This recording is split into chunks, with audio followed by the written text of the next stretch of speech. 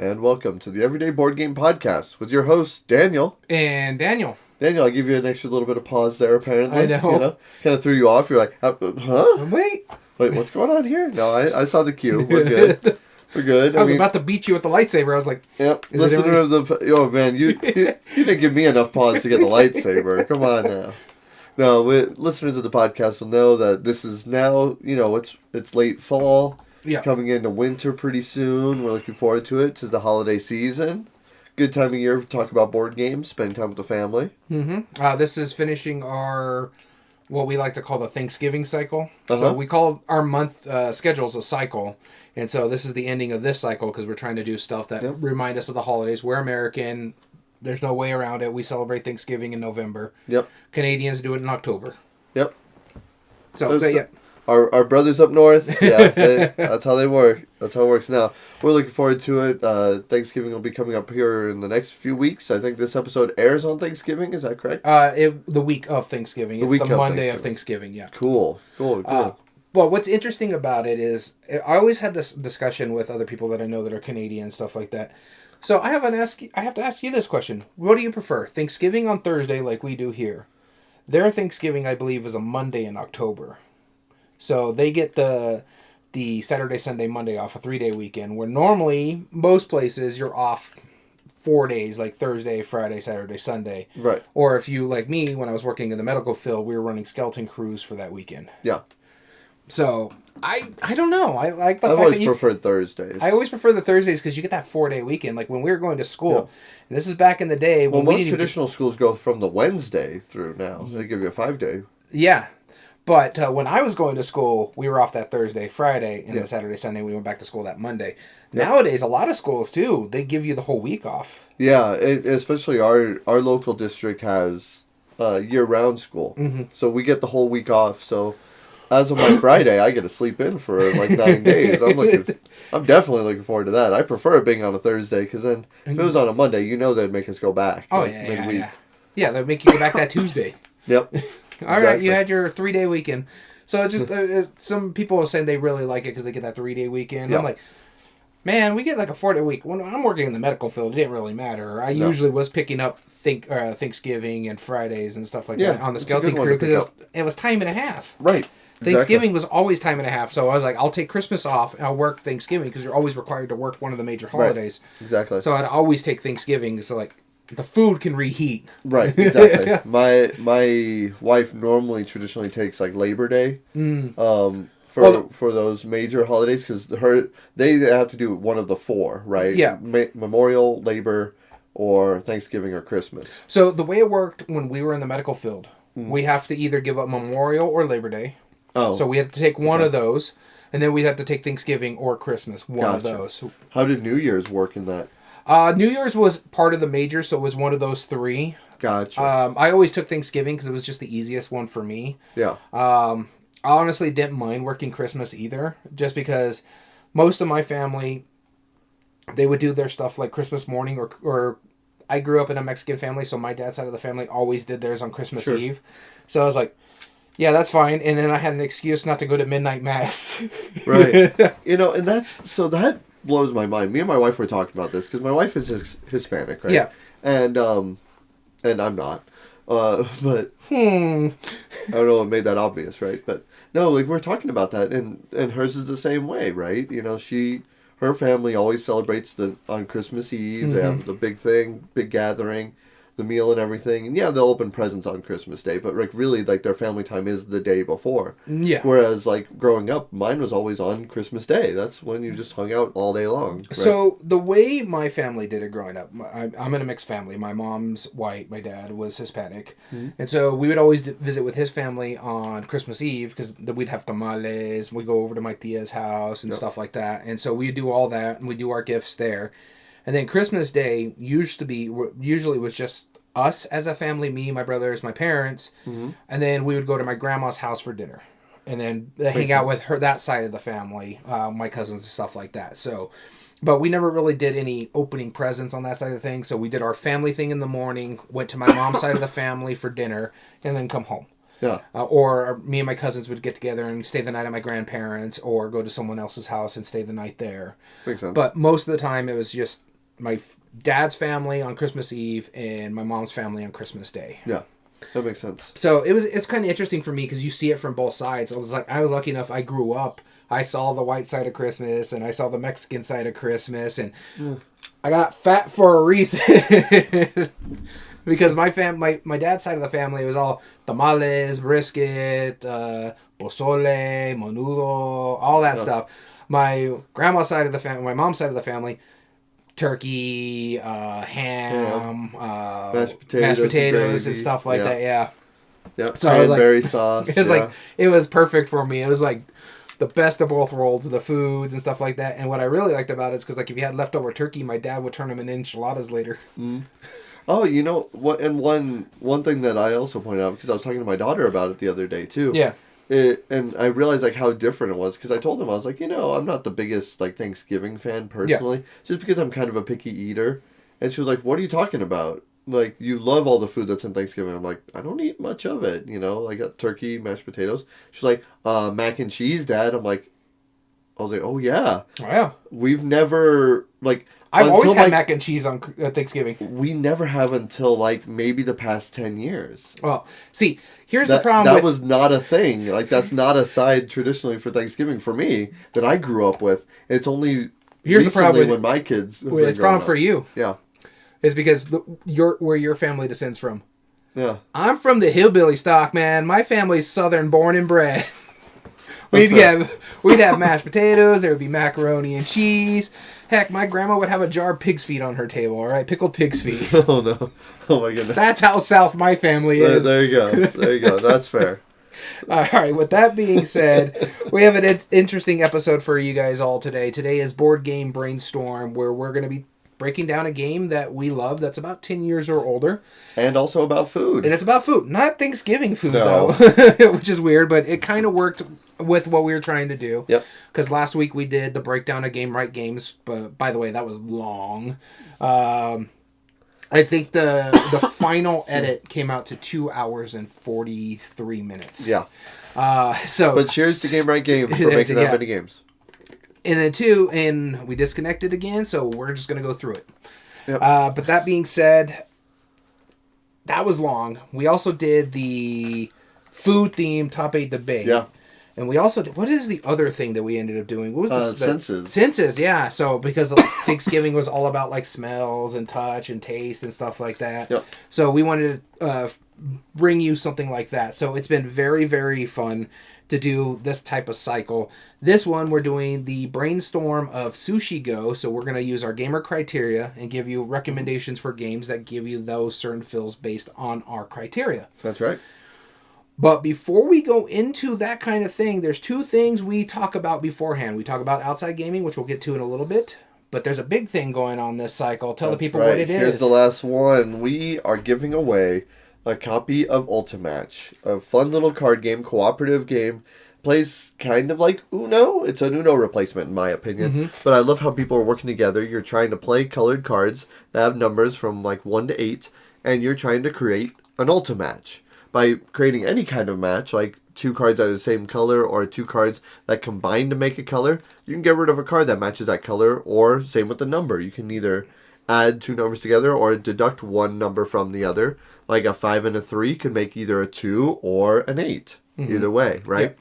And you can combine those. But if you make the exact match, matching whatever card you're trying to get rid of, like if it's an orange 8 and you have a 5 and a 3 that's red and yellow, well, then there you go. You make an orange 8 by combining the colors and numbers. You make an Ultimatch, and that's how you're going to get cards back in your hand. Super fun, very light, nice and strategic, and it's from just some of the best people. You know what? I'm going to be thankful today because I'm thankful that Fireside Games is still going strong and making games. Because Fireside Games is our buddies, Justin and Anne-Marie DeWitt. They are the designers of Ultimatch, and we've always enjoyed them and their games from their companies. So they are not paying us to say this. This is not a sponsorship. Let's be clear. Daniel spent his own money for this game because we want to share it with our listeners. And this is my personal copy. The one you're winning is right behind me in the cornucopia right there. That's right. So, again, it's connected only to the U.S., continental United States. So with that being said, be sure to listen to our code word later on and midway through the episode, we will give you guys the updates on how to enter in this contest. All right. With that being said, now let's get into our outside topic. What have you been doing outside of gaming? So, as I said at the beginning of the episode, I'm a little under the weather, unfortunately. Yep. So, what else is new this time of year? Yeah, this time of year, man. Listeners of the podcast who have listened to us for more than a year know that every year, spring and fall, this happens. Without fail. Well, I think, like I was telling you, I think the big part of your fall reasoning is because you kick on your heater. Yeah. And it starts... It dries out our house. Because it does it with me, too. Like, my sinuses are real dry right now. Yeah, exactly. No, mine are kicking my rear right now. Mm-hmm. But, with that being said, I spent most of Friday just, like, relaxing at home, whatever. Yeah. And so, unlike most families, I don't have cable. I used to have DirecTV for about 15 years.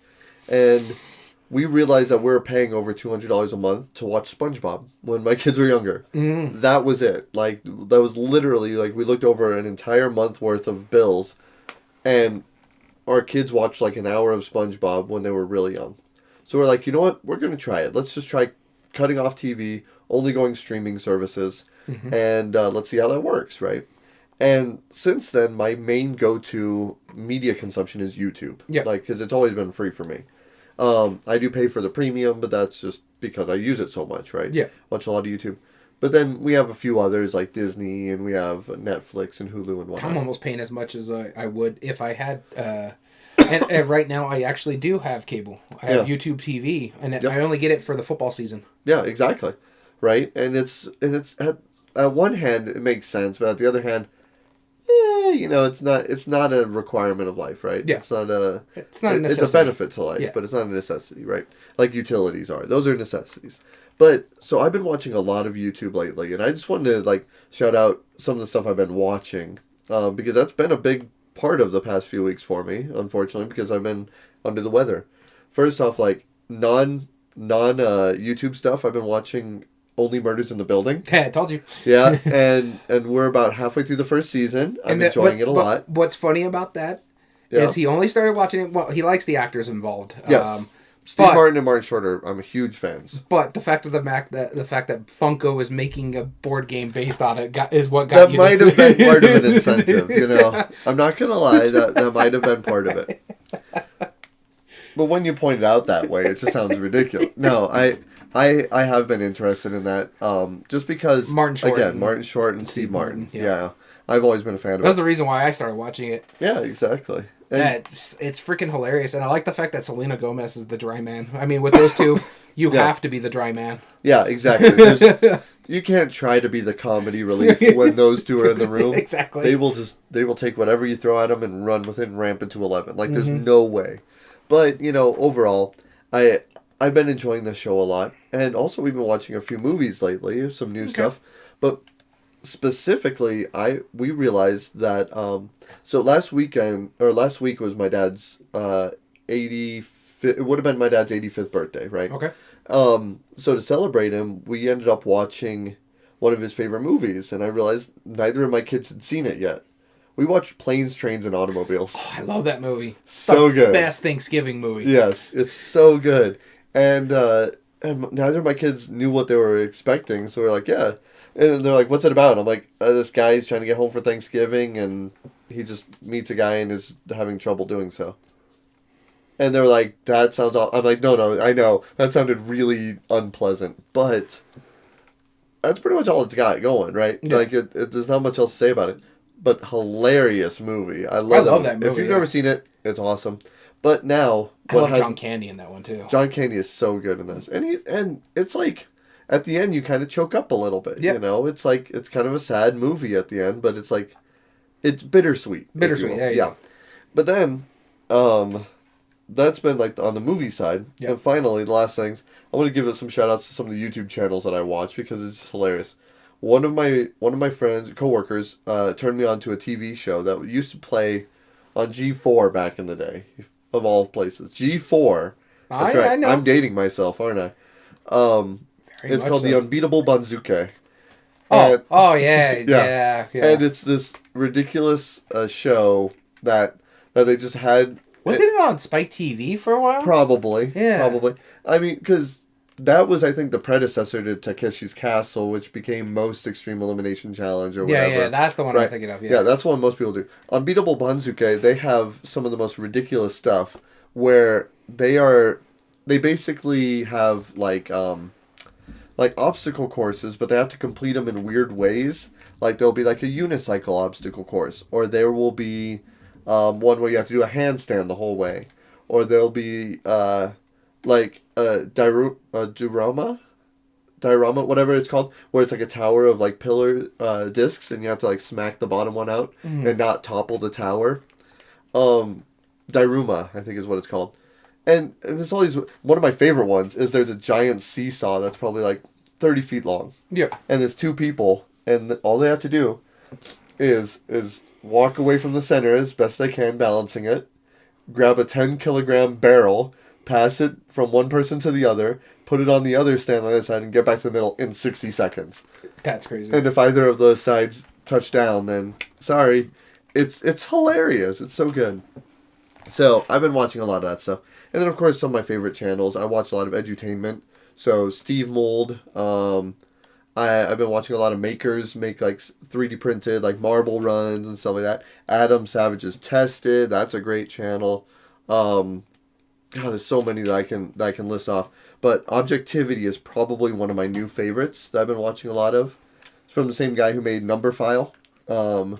I forget his name. So Objectivity. I don't watch as much YouTube as you do. I know. I'm mainly just a board game Most people YouTube. don't. Yeah. I mean, I'm trying to avoid the board game stuff that I tend to watch. But Objectivity, it's this guy who joins like the lead curator of the London or the Royal Society archives.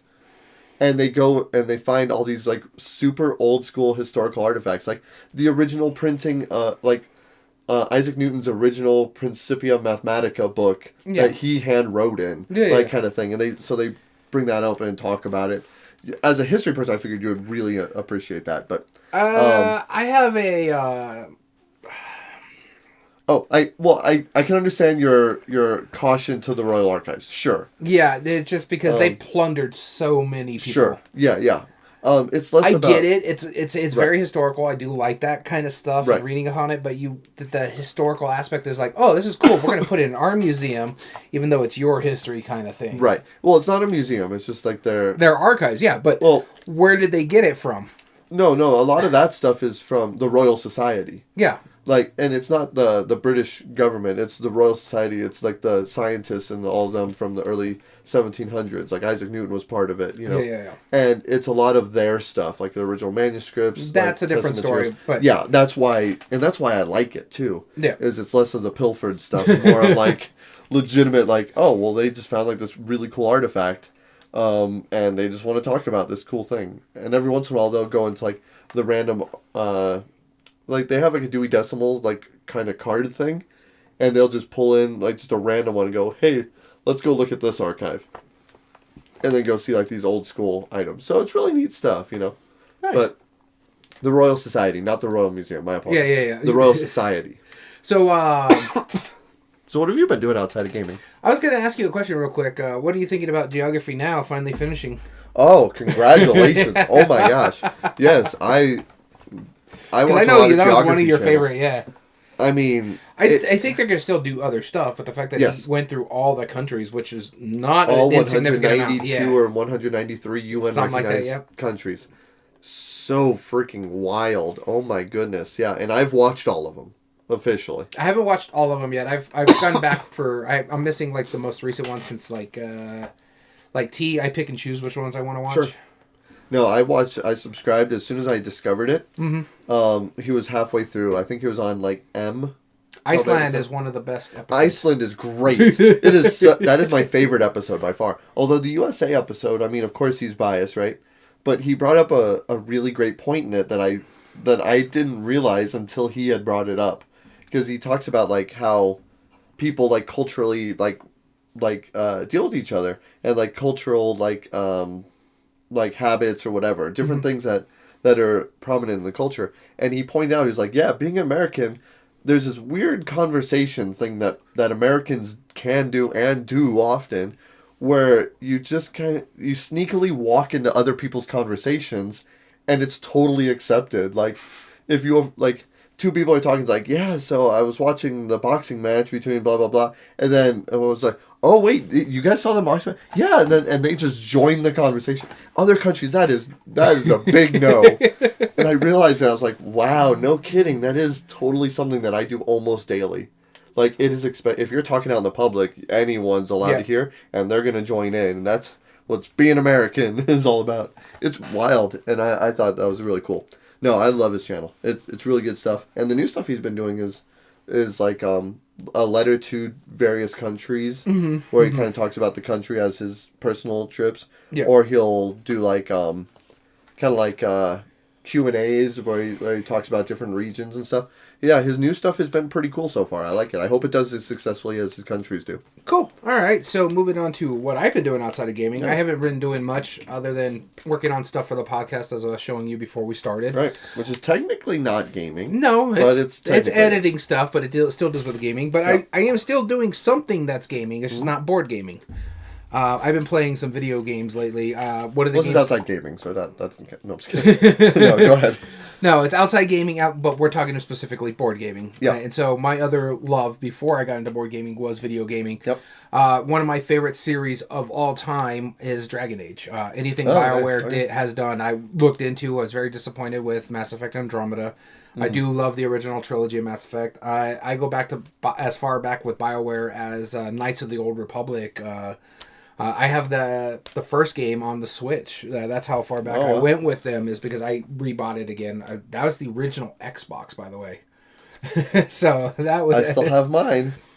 It's been a while. I have my original game. I don't have the original Xbox anymore, but I have the original game somewhere. I think it's a box in the garage. Yeah, you're just keeping it for. Yeah. For. That's how much I really like that game, and then. So I've been doing that, and so Dragon Age just dropped a new game right at Halloween.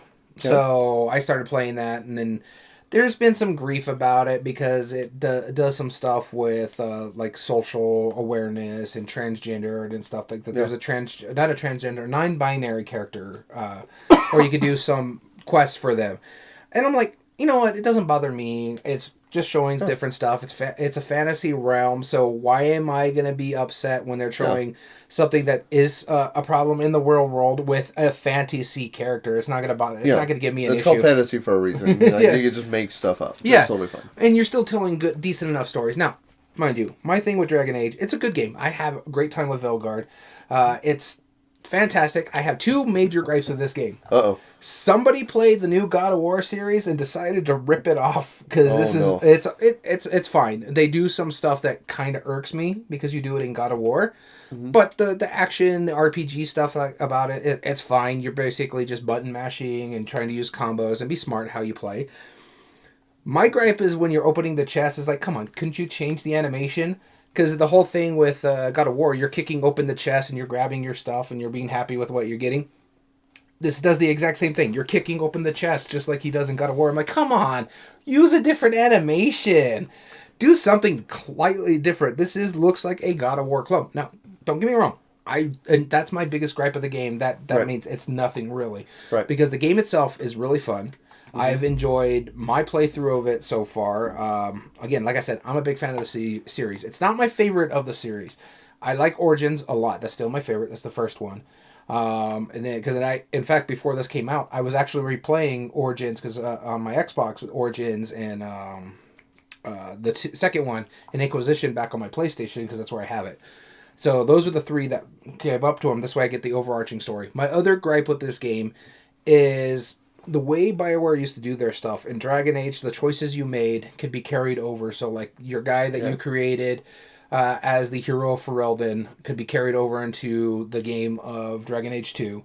And the choices you make, you go to a website and you put those choices on the website and they can integrate into your Inquisition. This one, you have three choices. Did your Inquisitor do this? Did your Inquisitor do that? And did they either decide to stop Solus or work with Solus or try to redeem him or something like that? Those are all your choices. And I get it. They wanted to choose a new narrative. But it's like, I've done all this. I want to see that fruition of the story that I started way back in like 2008, 2005, something like that. Other than that, it's still fun.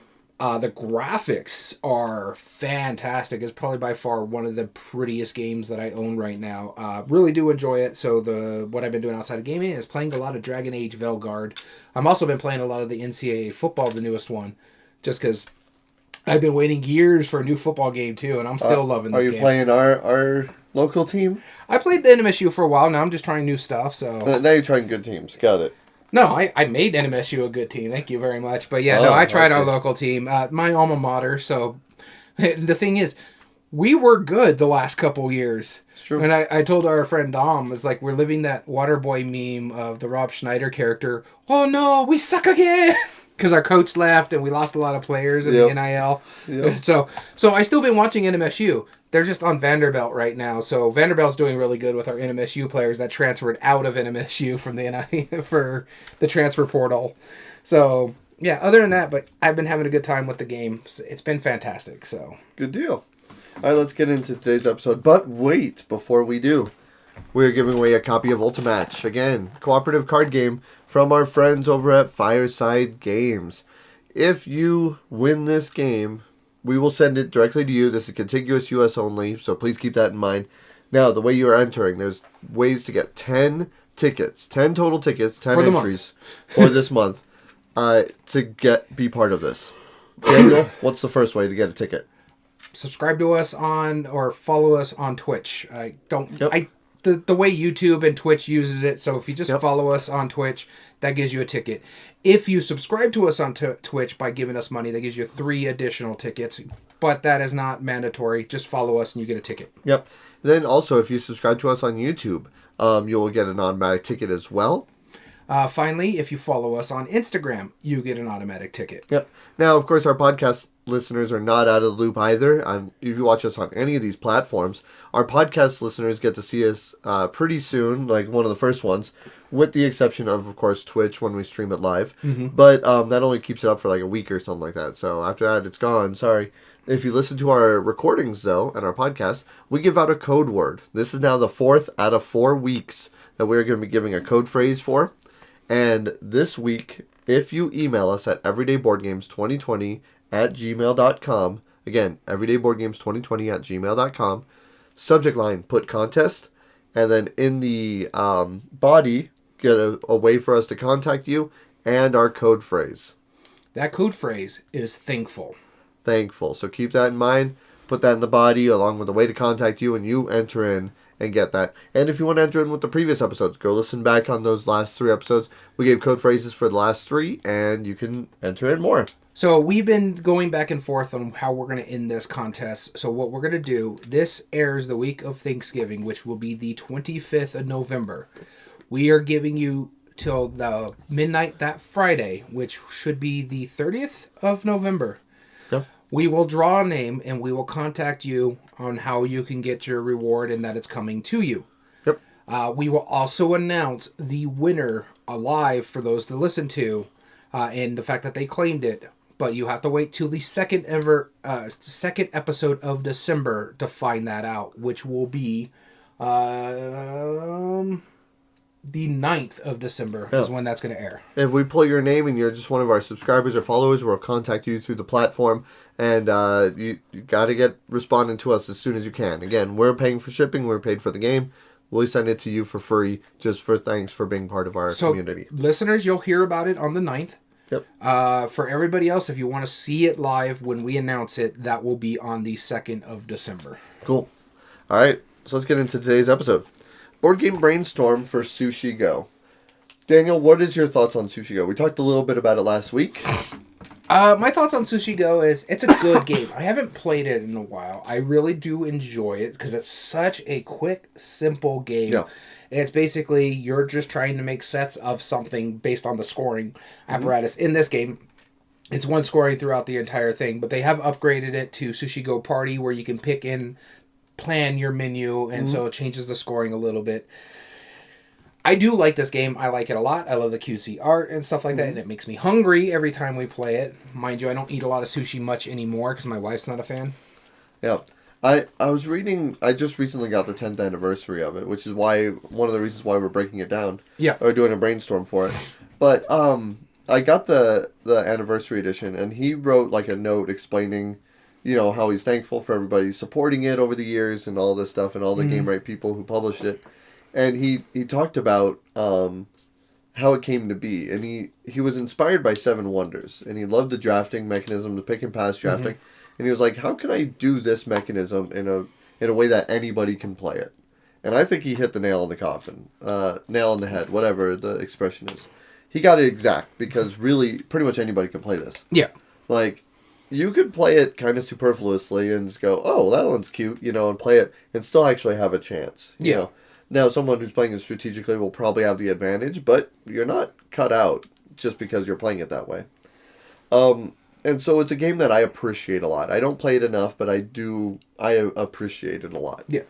I think it's a big part of it, too, is that not a big fan of pick and pass drafting. No, I'm quite. But this quite not. does it really well. This is one of the few that I'll tolerate because it's so clean and it's so straightforward. Yeah. That I think it's worth the time.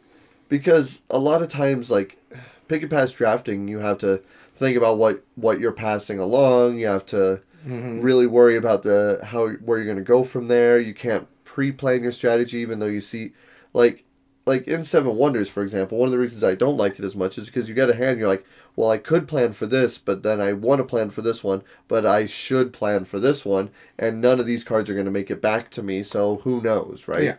Whereas Sushi Go, you're just trying to get sets of stuff. It's more like a gin rummy drafting game, right? Yeah. And so I feel it's so much cleaner, and that's why I like games like that. Yeah, no, I don't disagree with you. I like Sushi Go a lot. I've grown on Seven Wonders, the new set. I have to have it because of my Kinderspiel collection. Yeah.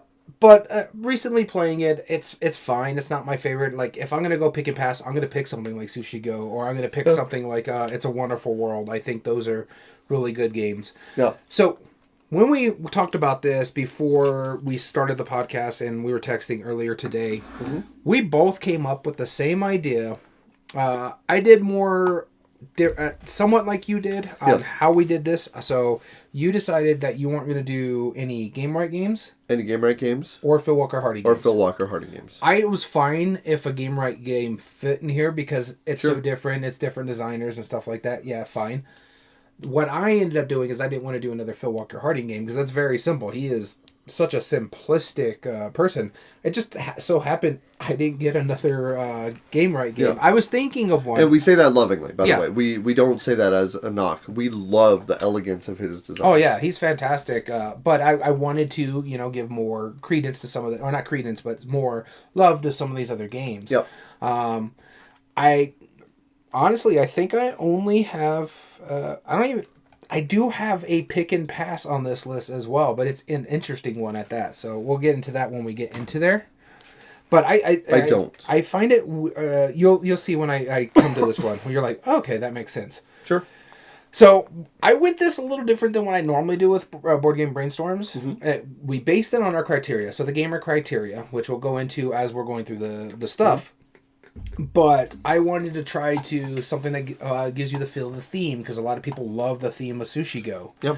I wanted to give you something to feel of the mechanism of the pick and pass. Yep. I wanted to give you something that, is food related, but maybe you're not into sushi or something like that. So I went outside the box with a lot of these. It's not really cheaty picks. They actually really work, especially for our criteria. I just thought, I was like, okay, you know what? I'm quite proud of how I came up with this list. Yeah, this one wasn't too hard for me either. I feel like all 5 have very solid reasons why they're there. Yeah. So right now, I'll go ahead and explain how Sushi Go works. Then you go ahead and explain why we do this brainstorm idea and what this is for. And then we'll get into today's episode. So first off, Sushi Go, it's a game, pick and pass drafting, which what that means is that everyone's dealt out a hand of cards. All the cards are different kinds of sushi. And this is designed by Phil Walker Harding and published by G.A.M.E.R Games. And this is, I think, 10 years old. From the G.A.M.E.R version. I think it was briefly printed by Adventureland Games or Adventure Games. Which I think was his. Which is Phil Walker Harding's self-publishing stuff before it got picked up by G.A.M.E.R and got amazing distribution. Oh, yeah. Now it's in a lot of mass market stores, which is one of the reasons why we're talking about stuff like this. Yeah. And the way it works is everyone's dealt a hand of cards. And each different kinds of sushi score in different ways. Pardon me. For example, you have egg, squid, and some other kind of nigiri. It's either worth 1, 2, or 3 points flat. There's also some special cards like wasabi, where when you play a wasabi, it's not worth any points by itself, but the next nigiri card that you play gets placed on top of it. It's 3 times that score. So that's cool. There's dumplings, which the more dumplings you have, the more points they're collectively worth as a set. There's tempura, which if you have 2 of them, by themselves they're not worth anything, but every 2 of them is worth 5 points. There's sashimi, which work almost the same thing. You need 3 of them, but they're worth 10 points if you score all 3 of them. And there's a few others, like chopsticks lets you trade out some cards. There's pudding, which of course dessert is scored at the very end of the game. You're making 3 sets of sushi throughout the round or throughout the game. Each round is 1 hand is passed, and you score it up, and then at the end of the game you score your pudding. Whoever has the most pudding gets 6 points. Whoever has least pudding gets minus 6 points. Hilarious. And then you continue playing like that. The way the game works, you have your hand of cards. You pick a single one. Everyone holds it down at the same time. When everyone's picked, you all reveal. Pass the rest of your hand to the left. Take whatever cards are passed to you, and from the remaining, play again until all the cards have been dealt out. Score it up. Shuffle everything except for the pudding. Most points at the end of the game wins. Yep. And then the way we do it in the Board Game Brainstorm, we break it down by our 5 criteria to give you something that gives you the feel of Sushi Go based on our criteria. Even if you're not a fan of Sushi Go or you're tired of playing Sushi Go because you played it a lot. Yeah. I've heard that complaint before and you talk about games like Munchkin too, where a lot of people who get introduced to gaming, they play this game and they just want something different. Well, here's how we do it. This is our gamer criteria. You see it in our top 8 debates. You'll also see it when we do reviews. So that's how we break it down. Let's get into it. All right. So these recommendations will be for those family members or friends that you want to expand. Or if you want to expand your knowledge. That's right. So we'll start off with G, which is for game immersion. Game immersion talks 3 sub-criteria. First off, is the game fun to lose? Which, generally speaking, Sushi Go is fun to lose. Player interaction. What kind of table talk? What kind of egging on? What kind of role-playing are you guys going to do? And those memorable moments that make you stand up. So, the ones that Sushi Go has, it's definitely fun to lose. It's a very calming, very relaxing game. I also like to... it's never fun to lose, right, Illuminous? Yeah, one of our regulars. Game immersion, I also like to especially bring in the theme into it. It's not necessarily one of my categories, but one of the things about Sushi Go that used to be one of the original on here. Used to be, right? And I feel like that's a really important thing. The theme needs to be brought out in this. Yeah. And you have these super adorable little sushi characters, right? And a lot of people say that when they play Sushi Go, they get hungry while playing it. I don't like sushi, so I don't. But I was like, what better than to find a nice simple game that actually was the first one that I ever started getting hungry playing, and that's Donut Shop. So, Donut Shop by Jeffrey D. Allers and 25th Century Games is a game where you are running a donut shop. You're all working together. You place down a tile, which has a 2x2 grid of donuts, 5 different types of donuts. Once you have a certain combination of cards in your hand, you can fulfill an order. Take a box, which is like a tile that's a certain size, cover up those donuts, and you sell them for money, which makes sense. I like how everyone is working together on the same group. Everyone's drafting in different ways. Like on your turn, you have a few face-up order cards and a few face-up donut tiles. You choose one of them to get face-up, and then the other one you're going to get face-down. So you're always going to get one donut tile and one order card each turn, but it's which one you want face up, that's your choice. I love that drafting mechanism. I think that's such a smart way to do it. And it's not only just, excuse me, it's not just scoring by selling the donuts, because then that would take half of the people out. You can also get points by grouping donuts together. So it gives people an incentive to try and group them together, and you can win playing the strategy on either side. The donuts look delicious in the game. There's little coffee cups and stuff. Get bonus points. There's some sprinkles. There's some nuts on it. I know. I'm sorry you don't eat donuts, and it's probably hurting you. That's probably what the reaction was mostly for. No. The reaction is, you've done nothing but talk about Donut Shop for the last 3 months, so I've heard all of this. I like Donut. You haven't played it yet, have you? Nope. Oh man, I need to bring it. I think you would really enjoy the game. That is easily my favorite Jeffrey D. Allers game now. I'm just joking because it's like literally you haven't talked to as much about it on the podcast, right. but between game nights and stuff like that, I'm just charmed for by 3 it. months. I really am. You keep talking about this game, you never bring it by. I'm very charmed by it. I really am. Like there's something about it that's just very pleasant, and like Illumina said, like I want some donuts. I want some donuts now. I really did. After the first time I played it, me and my friend, our mutual friend Jim, we really did go to Dunkin' and buy some donuts because... That's cool. Why not, right? Yeah, my thing is, I don't eat donuts anymore, and honestly, I don't miss them. You know what I miss, though? Huh. My favorite donut. Apple fritters. Apple fritters. Oh, man. Same with Weird Al. Oh, God. Here we go with this stupid song again. I wasn't going to sing it. Every time I bring up apple fritters, you bring up Weird Al. It's like, come on, dude. It's enough. You killed the joke already. There's no joke. Very true.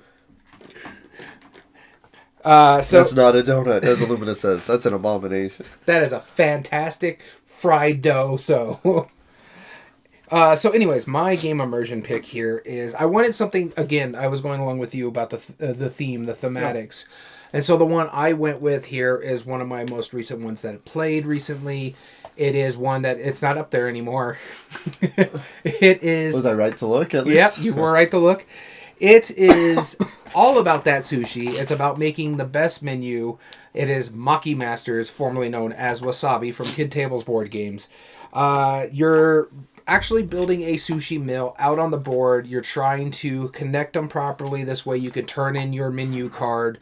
It is just, it's so well done. The version I have, the component quality is in there. It is fun to lose. I had a blast and I lost at the last minute. And what I really like about it too is because you have these ability to pull these special abilities that could help you later on in the round. Whereas like, I don't have to follow a straight line. I can go zigzaggy if I need to. I can make a circle if I can make my mill properly that way, instead of the straight lines like you have to in Wasabi or in Maki Masters. It is just the ingredients look really good. The artwork is fantastic. It's not cutesy like Sushi Go, but this actually looks like the food you would get in a sushi shop. Your player mat that you're playing on is the bamboo mat that you see all the time there. It's a fantastic game. It has been probably one of my highlights of the year. We'll get into that probably back in March or April when we go into our favorite games we played this year.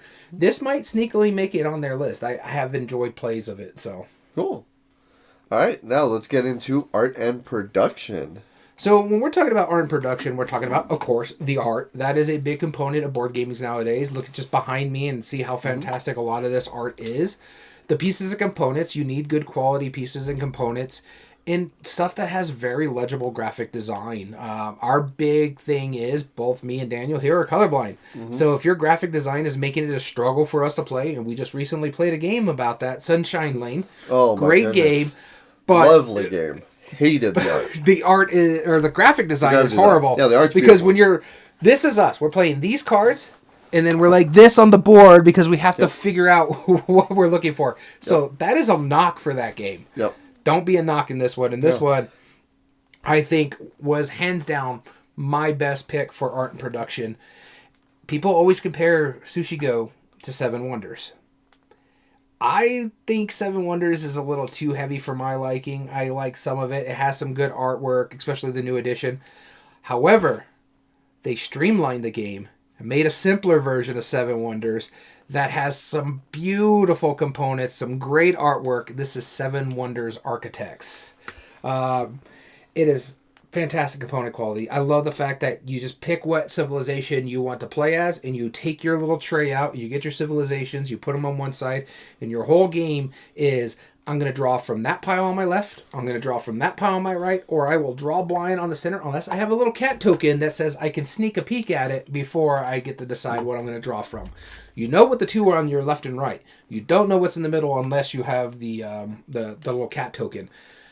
By far, my favorite version of Seven Wonders. Yeah, same here. I love Seven Wonders Duel. I think that's fantastic. Seven Wonders, like I said, is growing on me. I want to try it with the Leaders expansion. I heard that really helps it a lot. But Seven Wonders Architect has some of the best component qualities I've ever seen. Decent graphic design, simplistic turns that you would get in Sushi Go. It's just, and the art is great. I love the little cutesy art that you get in there. Plus the cover alone of that thing, you're just like, what is that? And it looks really good. But it's fantastic. So my pick, of course, is Seven Wonders Architects. So one of the things that I think Sushi Go, and especially the art and production, I mean, it's a deck of cards is all it functionally is, right? It's normally sold in either like kind of like a hang tag box like the Ultimatch is, or sometimes I've seen it in like tins, but mostly it's just a small package game. I like the portability. I feel like that's an important part of the production as well. So high quality cards, portability, and crazy cute artwork was where I was going with this. I stuck with Card Catchers by Level 99 Games. This is their most recent one. Oh, yeah. The one where you're dropping, yeah. Yeah, it's a gashapon, like, kind of... You're dropping this metal token, which embodies the token that you would put into, like, one of those, mystery prize machines.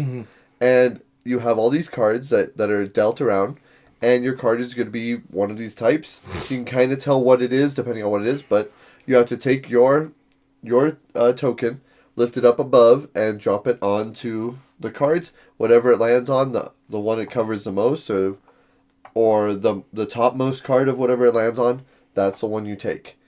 Very simple. It is a dexterity drafting game, I guess, technically. And it has... Have you seen the art on it? Yeah. Or just a cover, or have you seen the cards themselves? I talked to Brad at G.A.M.E.R, so... I didn't know if we actually brought out the cards. Yeah, it was on his table, spread out. Okay, cool. Shows how little I remember. I've slept since then, so, No, the artwork in this is possibly one of the few card games that actually would, beat Sushi Go as far as adorableness. Like, it really is. It is over the top. I think... they would call it kawaii, I guess, is kind of like the big term, like overly cute, almost. Crazy adorable art. The graphic design is solid, and one of the cool things is the cards are plastic, right? Yeah, okay. So it's high quality. So dropping a metal coin on it, it's not going to damage them, right? Yeah. They're water resistant, all that stuff. So dropping that metal card, I thought was great. And part of the reason I thought of this one is because one of the different types of Sushi Go that I saw at the store, like Target had an exclusive where they had a little squishy bun with it. I was like, that's cool. It's kind of unnecessary, but it's cool. And that's kind of like the same feeling as the cool little token. The token is necessary for the game, but man, does it work. Card Catchers by Level 99 Games. All right, moving on to Meaningful Choice. Meaningful Choice. That'll be you. Meaningful Choice means impacting on other players, the depth of strategy, tactics, or skills, and do arbitrary choices or AP make an impact on the game in a negative way. Speaking of AP, we had one just recently. Huh? We had one recently. A game that it's really good, but heavy on the AP. But the one I picked is not heavy on the AP. It's actually quite simple, like Sushi Go is. And that's the main reason I wanted to put this in this one. Kind of like how you were doing with the Art Production. It is a simple card game. It is all about making smart, fantastic choices. Your choice is you're either drawing a card and discarding a card. Once a tableau is full of 10, game ends. I thought this was going to be on your list. So the one I specifically picked is Marvel Remix. However, if you're not into the whole superhero thing, there is Fantasy Realms, which is the main game. It is there, as well as they are coming out with a new version of Fantasy Realms that are dealing with Greek gods, so just FYI. Yep. But like I said, it's a simple card game. All you're doing is trying to make the best hand of cards. And I think it's 7 cards, unless you have a special ability that can give you an 8th card. Yep. And the way it works is you're either drawing a card from the discard pile. Once the discard pile reaches 10 cards there, the game ends, and you score up. based on your hands. The reason why I like Marvel Remix so much is just slightly a next step over Fantasy Realm. It's Fantasy Realm just scores the cards in your hand. Mm-hmm. Sometimes they work with each other, sometimes they're not. You're trying to set up yourself to put really cards in there, so you're making that choice of like, I know Danny over here is wanting this card because I saw him pick up something that works with this card. But I really need that card right there because it's going to score me a lot of points because I have this card right here in my hand. So you know what? I'm going to help him while helping myself at the same time. Because maybe a card that I saw him draw up earlier also works with stuff. And he's going to be like, I need that. Maybe I'll discard this because he's not paying attention or he hasn't seen what I drawn up into my hands. Right. Because you either draw from the discard or you draw blind. But you always have to discard a card down. Once it hits 10, that's it. And you score up. Fantastic, quick little game. Draw and discard. You can't really do too much choices there, or too difficult for people to grok. Yep. But a lot of the choices that you're making is like, if I do this, and the reason why I do Marvel is because you have to have a villain in your hand. They're going to score you negative points unless you get cards into your hand that make them non-negative. Right. So it is a fantastic game, and the only way you could score in Marvel Remix is you have to have a villain and a hero or ally.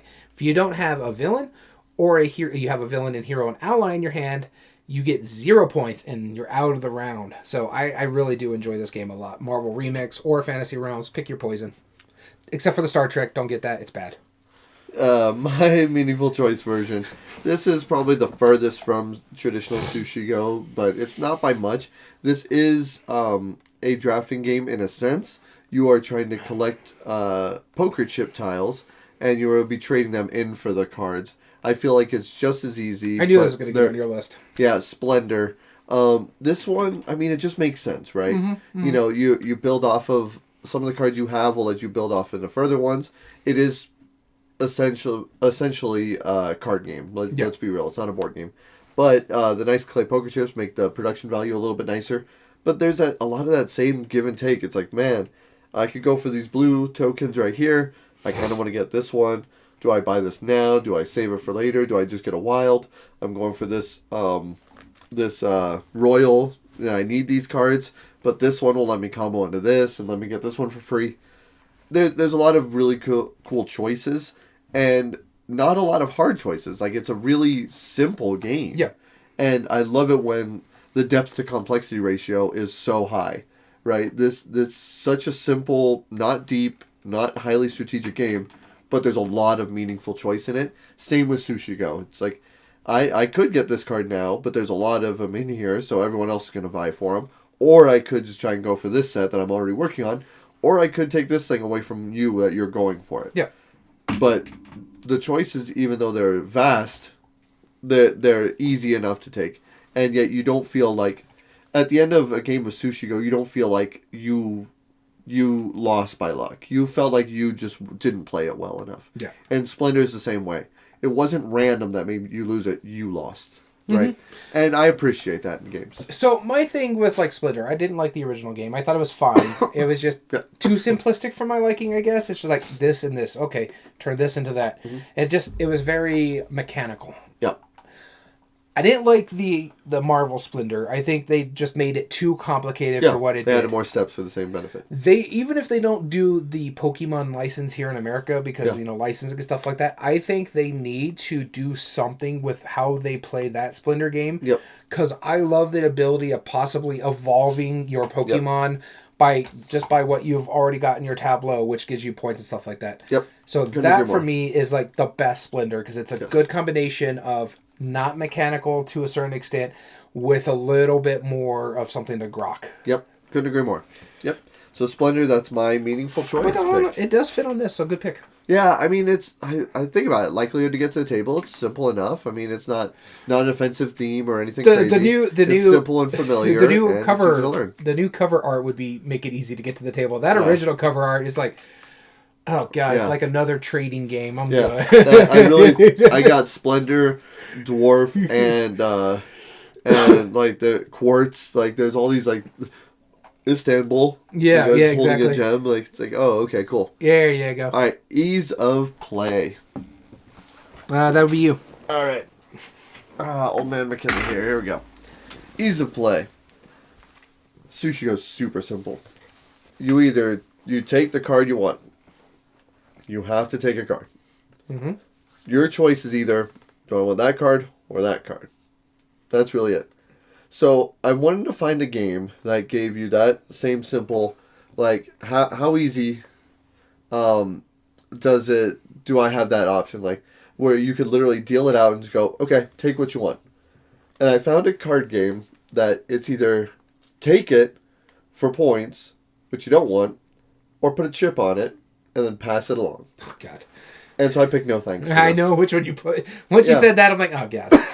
Yeah. I know you're not a fan of no thanks, but I think, like, as far as bang for your buck, this is about as simple as it gets. And it gives you that same choice. On your turn, you always have a choice. You always have the choice of what you're taking. Do you want to take the card for points with the chips that accumulate on it, or do you want to send it around? And it's literally like the same turn order. It's kind of in a weird way, it's a totally different game, but a very similar flavor, you know? Mm-hmm. No pun intended. But, like, it just feels the same. It feels like that simple one. You deal out a card. If you take it, well, it's worth points. You don't want points. You want the lowest score. But you get tokens with it that help negate it and give you more options to get rid of stuff. And there's times where if you get the right sets of cards, like numbers in consecutive order, and no thanks, well, they only scored the lowest one of those. So it might actually benefit me to take it, but at the same time, if I send it back around, you have to make that decision. Well, do I give it back to him, a card that's going to benefit him, and he's going to get tokens on it? Or do I take this hurting myself knowing that you're going to have to deal with that? It's like, it's a little bit of hate drafting. Like, if you're looking in Sushi Go, you'd be like, oh man, I can't send that sashimi to you. You're going to score 10 points. But I don't need it. Am I going to take it now? Yeah. No thanks. I love the game. It definitely hits as far as ease of play. It's one of those games you can just deal out and just be ready to play. It makes perfect sense. No, I get it. And I understand why it has the love it does. It's just there's probably about 50 other card games I'd rather play than no thanks. Again, it's the same thing with Splendor when it first came out. It's just very mechanistical for me. It just doesn't scratch an itch that I want. That's fair. So it doesn't have to. So my ease of play pick here is, again, like you were saying, something that's a simple little card game. You're either drafting cards for card purposes or scoring. It's literally all you're doing. Beautiful, beautiful artwork, I guess. Not too bad. I have a special version that I like a lot more than the one that I picked here. But it is food theme. It's Point Salad by AEG. Okay. Simple mechanism. You're either drawing 2 cards out of a pot, out of the tableau, or you're drawing one of the score cards that are up. Yep. So there's 3 tableaus, and each of those tableaus have 2 cards face up, which are the vegetable side. Yep. Or you get a scorecard, which is going to give you your points at the end of the game. And so you're trying to make sure you have the vegetables to score properly. And so you're trying to do that little push and pull. Is like, well, I have all these carrots. This is a good carrot scoring card. So I also have these tomatoes because that can be negative points for me if I have these tomatoes. Mm-hmm. But that scorecard is going to score me a bunch of points because of all these carrots. Yep. And I'm only going to lose like 2 points because of tomatoes. All right, fine. I'll take this scorecard because it's just going to work that well for you. Yep. And it's that little push and pull aspect is like, ooh, there's enough carrots on there. I hope those stay there while I'm getting around. It's kind of like how you're hoping, I'm going to leave this in this deck because this is the one that I really need in this hand, and I hope that comes back to me, but there's no guarantee. And so that's how you're feeling when you're playing Point Salad too, is you're sitting in that tableau like, I really want those, but that's the scorecard I need to take right now because that's what's going to help me at the moment. I just hope those are there when I come around again. Yep. I love everything about Point Salad. Again, talking about Pokemon, we also imported the Eevee version of it. And that one it's fun to me, though I had to print out like English translations for some of the scorecards. Sure. But I had a great time with it. And the big thing about ease of play is easy to learn, understand, or teach. And Point Salad is by far the easiest game on my list to teach and for people to understand. It's like you draw 2 cards or you draw a scorecard. That's it. That's all you're doing the entire game. These things will change out. You kind of know what's coming up if someone takes that card, what's coming off the top, because it will tell you, hey, this is a carrot on the other side when it flips over. Yeah. I love that aspect of it too. So it gives you kind of information that you know if something happens that changes. It's like, okay, I know I can get something for nothing, Yes. and then it changes those things. And you just play out the round. I think it's when one of the 2 decks runs out, or the 3 decks run out. Something like that. Something like that. But yeah, it's very simple. And the drafting is very simplistic. And I love the fact that it gives you that same feel Sushi Go is where, like, I hope those stay there, Right. but I need to take this now. Yep. Cool. And our last one today is replay value, where replay value talks about the length of time and scaling for a number of players, minimum number of plays for the full experience, and expandability if there's already existing expansions or ones that are confirmed to come out. Now, Sushi Go doesn't technically have expansions. It has does party kind of. in a sense, and it has a bunch of promo stuff. Yeah, it has a big old grandiose version, Sushi Go Party, and it has a dice version and a few other variations on Sushi Go. Minimum number of plays, you pretty much know how to play by the first game. And length of time and scaling well, it scales really well for the number of players. Holds up to 6 out of the base box? I think 5. 5, okay. Yeah, 5 I or knew it 6, was a something higher. like that. It was a higher number than usual. And yeah, for a simple card game, it's perfect. Excuse me. I only had one game in mind when I thought of replay value. If you can get it out. If I can. Which you've already brought it up. Is it on my list, or did it something I just mentioned? It's on your list.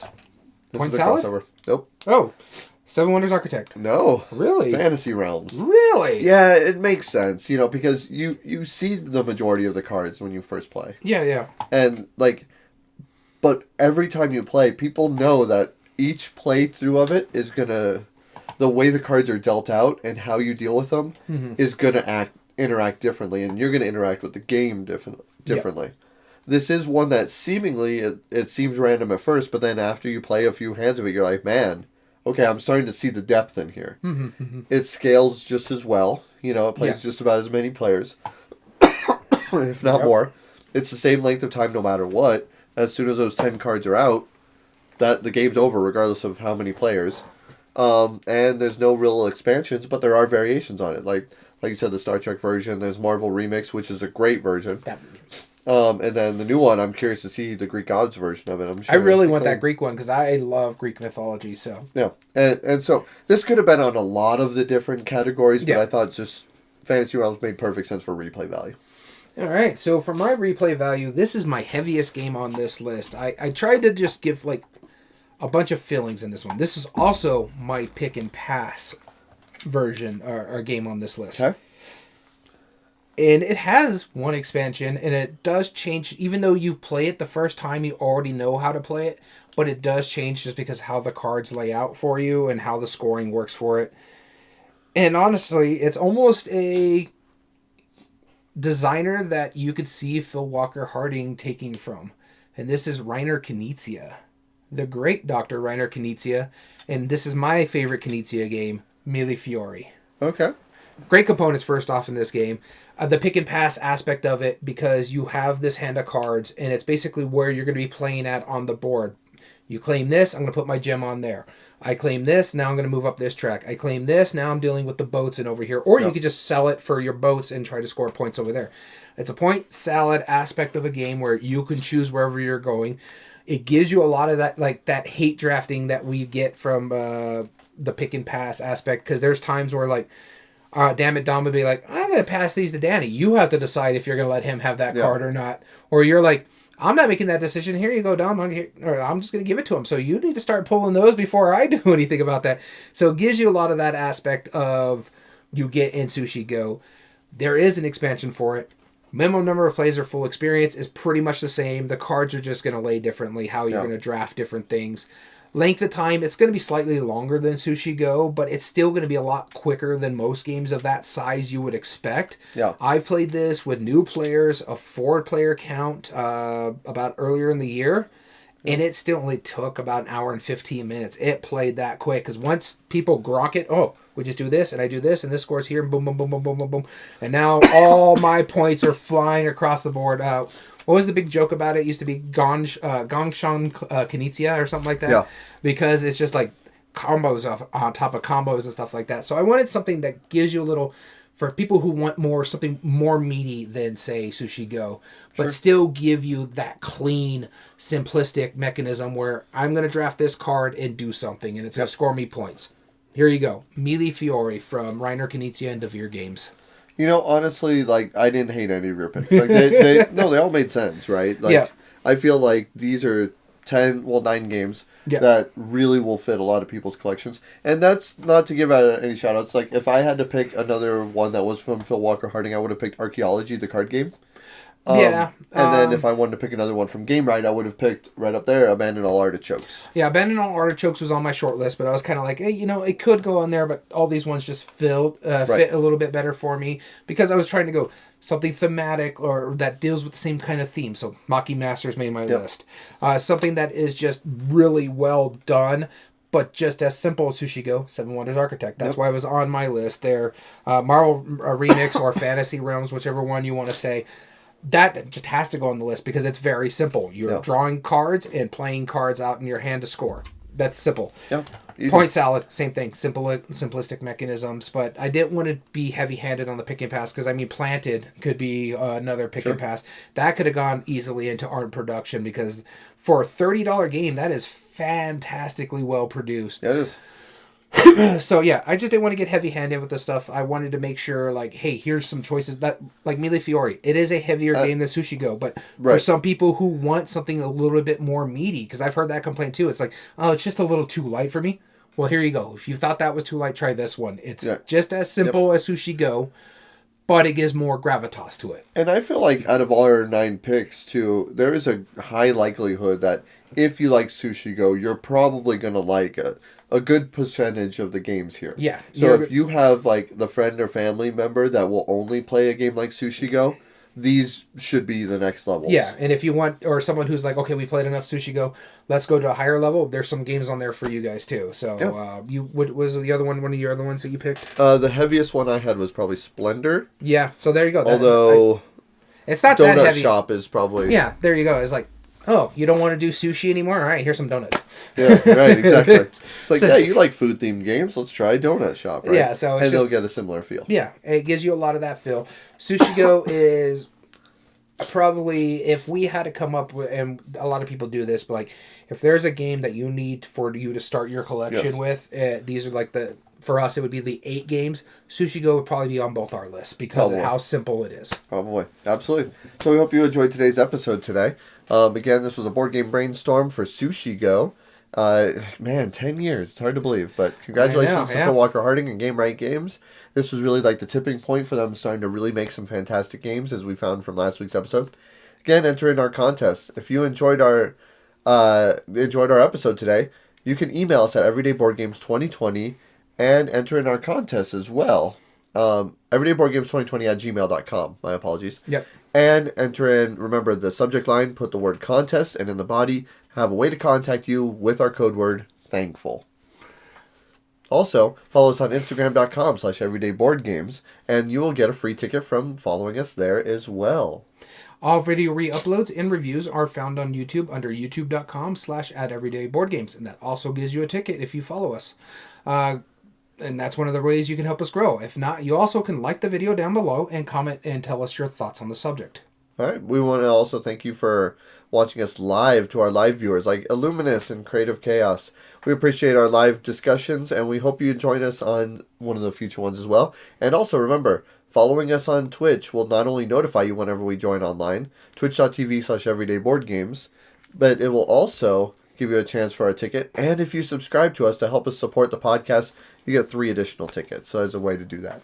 As well as all audio versions can be found on most podcast platforms under Everyday Board Games Podcast. This includes Spotify, Amazon Music, Podbean, and Apple. And with that being said, this ends our Thanksgiving cycle. And just like our code word, we're thankful for all of you. So we want to thank you so much for tuning in. As always, I've been your host, Daniel. And I've been your host, Daniel. And we want to thank you for listening to Everyday Board Games. And remember, every day is a good day for board gaming.